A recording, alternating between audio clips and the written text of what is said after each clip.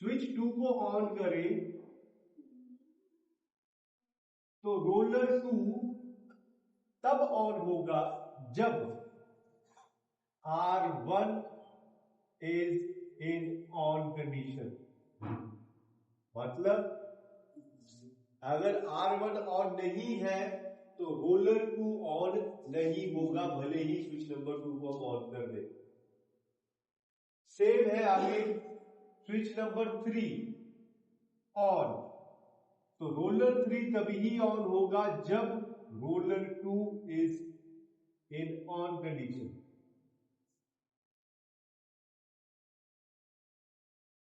ठीक है, तो इस प्रोसेस को कहते हैं इंटरलॉकिंग। Interlock for safety. कैसे सेफ्टी?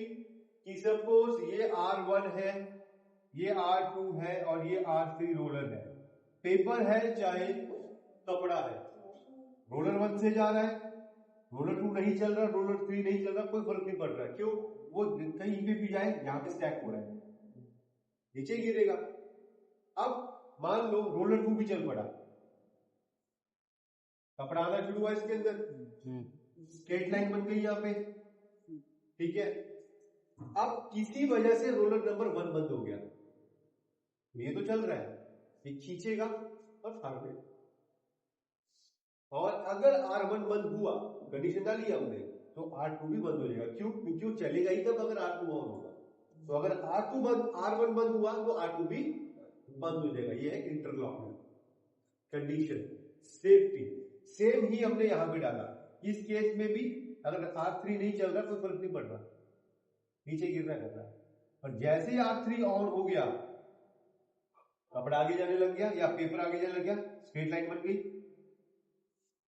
अब बीच में R2 बंद हो गया, तो यहां से आने वाला कपड़ा है उसको तो कोई प्रॉब्लम नहीं है, पर R2 से जो यहां से आगे गया है उसे खींच पड़ेगी, वो टूट जाएगा, हट जाएगा और पीछे वाला कपड़ा ये भी स्टैक करता है।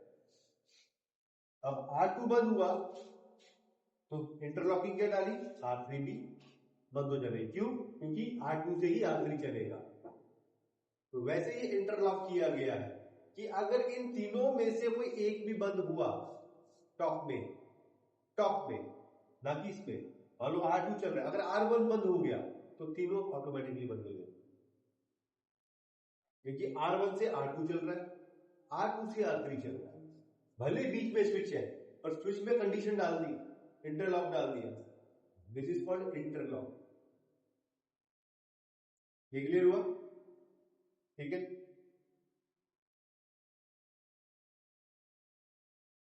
पेपर इंडस्ट्री है, पजामा तो बन ही गया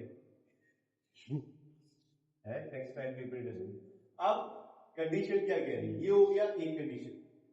अब कंडीशन आती है ऑफ की, जो स्टेटमेंट में लिखा हुआ कि अगर अब हमने S3 को ऑफ किया तो R1 plus R2 plus R3 same time पे ऑफ हो जाएंगे। यानी कि स्विच नंबर 3 के ऑफ करते ही तीनों के तीनों ऑफ हो जाएंगे। बट देखा जाए तो हर एक स्विच से अलग कंट्रोलर जुड़ा हुआ है, रोलर जुड़ा हुआ है। तो अब हमको लॉजिक इस तरीके से लिखना है कि जैसे ही हम S3 को ऑफ करें तो तीनों ऑफ हो जाने चाहिए। अब आता है इसमें अगला आएगा। अब देखो, उसके बावजूद S1 और S2 ऑन कंडीशन में अभी भी उनकी ऑफ कंडीशन लिखी नहीं गई। तो मतलब S3 जब हम ऑफ करेंगे तो कुछ ऐसा करना पड़ेगा कि रोलर्स की सप्लाई ब्रेक हो जाए। बट ये ध्यान भी रखना है कि S1 और S2 से कंटिन्यूसली सप्लाई जाती रहेगी, हमें पाथ ब्रेक करना पड़ेगा उनका। ये क्लियर हुआ? अब वापिस से मशीन चलानी है तो मुझे S2 और S1 को भी बंद करना है, तभी दोबारा से मशीन चलेगी ना। और इसमें एक स्टेटमेंट जो नहीं लिखी गई है वो मैं बता रहा हूं यार, तो ये है कि जब आपने S3 ऑफ कर दिया उसके बाद अगर आपने वापस से S3 को ऑन किया तो रोलर नंबर 3 ऑन नहीं होना चाहिए। क्यों? क्योंकि एक बार मशीन को ऑफ किया तो जब तक पूरी मशीन ऑफ नहीं होती वो दोबारा नहीं चलेगी। समझ गया? तो उस कंडीशन में क्या हुआ, S3 ऑफ हो गया। अब बचे S1 और S2। अब हमने पहले सीक्वेंस में इसको ऑन किया था 1 2 3। अब 3 को पहले बंद किया, सारा ऑफ हो गया। बट सीक्वेंस अब यहां पे फॉलो की भी जा सकती है और नहीं भी की जा सकती है। यानी कि ऑपरेटर के हाथ में है कि आफ्टर टर्निंग ऑफ 3 वो 2 को पहले बंद करेगा या 1 को पहले बंद करेगा।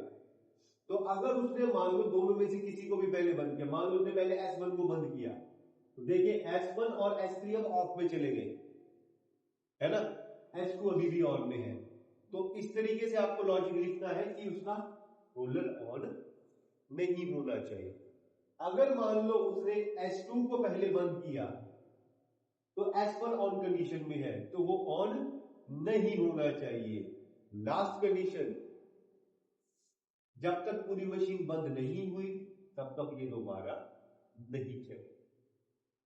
तो उसका ध्यान हमको रखना है। यहां से आ गया कि एट एनी पॉइंट, नहीं एट एनी पॉइंट नहीं आएगा इसमें। Now operator can follow any random sequence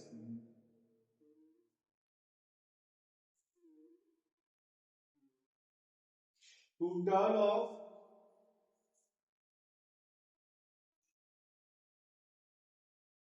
switch 1 and switch 2. In that case,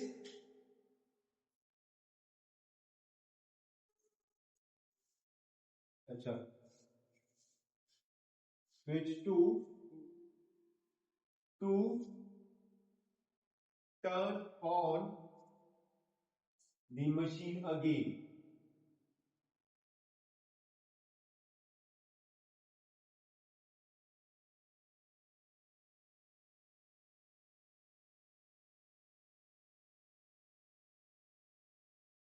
To turn on the machine again. ठीक है? तो ऑपरेटर अब किसी भी एक रैंडम सीक्वेंस को फॉलो कर सकता है स्विच ऑफ करने के लिए, to turn on the machine again. Make sure that no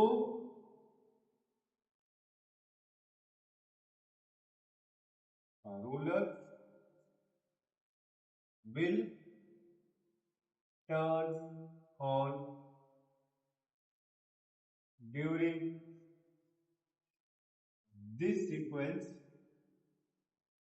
and machine should not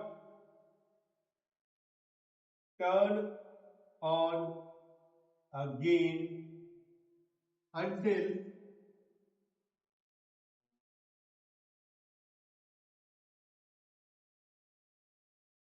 the machine is fully